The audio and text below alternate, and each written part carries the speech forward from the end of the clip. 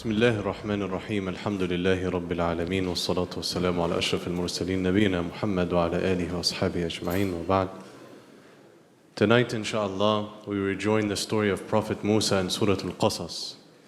And after he helped a man who was a victim of wrongdoing and oppression, he helped a person from Bani Israel against an oppressor from the Egyptians.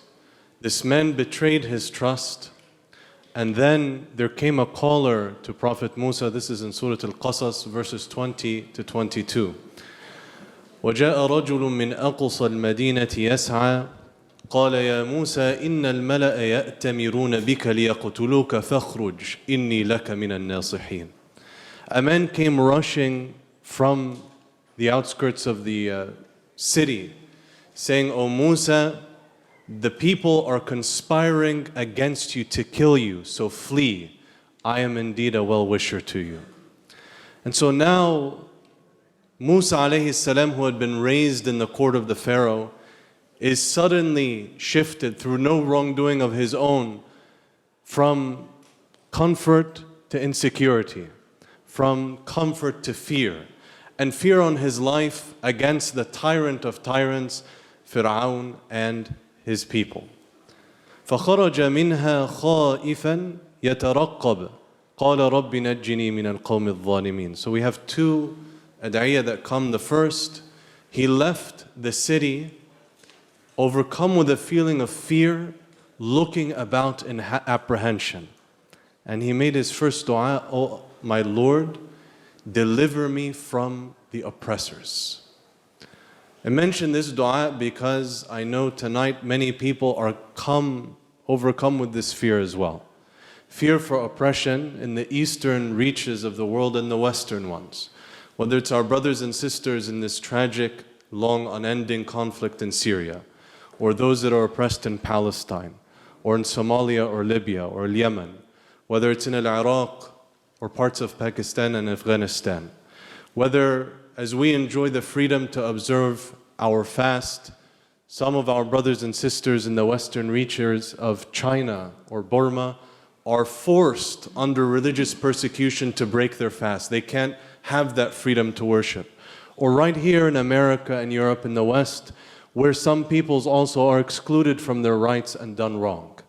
Many of us incorrectly think that this fear is a sign of weakness of Iman. But as a person places their trust in Allah subhanahu wa ta'ala and gets closer and closer, this fear is a human emotion. And they have an example in Musa alayhi salam, who experienced that fear, but directed that emotion to place his full trust and seek comfort in Allah subhanahu wa ta'ala. قَالَ رَبِّ نَجِّنِي مِنَ الْقَوْمِ الظَّالِمِينَ. He said, O Allah, deliver me from the oppressors and wrongdoers. And this is linked to the next ayah where Allah says, Walamma tawajjaha tilqaamadyana qala AAasa rabbi yahdiyanee sawaaassabeel. And when he headed in the direction of Midian, he said, O my Lord, that you would guide me to the straight path. Remember that Musa alayhi salam did not know now where will his livelihood come from? Where will he call home? Where will he find security? And he is pursued under threat of death and persecution. And yet this ayah reminds us of something very important.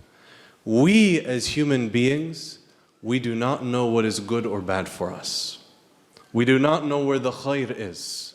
All we know is what is right and what is wrong, what is halal and what is haram. We know what the right thing to do is, but we don't know what is good and bad. Sometimes, in order for Allah to give us, He has to test us.